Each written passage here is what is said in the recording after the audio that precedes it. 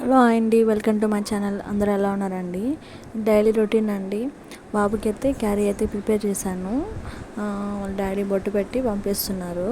మా చిన్న బాబు చూడండి చీపురుతో తోస్తున్నాడు. నువ్వు తోయొద్దు మమ్మీ, నేను తోస్తాను అనేసి.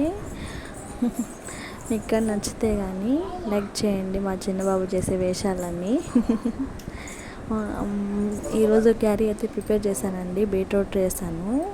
బాబుకి బీట్రూట్ చేసి స్నాక్స్ పెట్టి పంపించేసానండి. మధ్యాహ్నం మాకైతే లంచ్కి ప్రిపేర్ చేశాను. మా వారు అయితే టమాటాలు 3 కేజీలు తెచ్చారండి.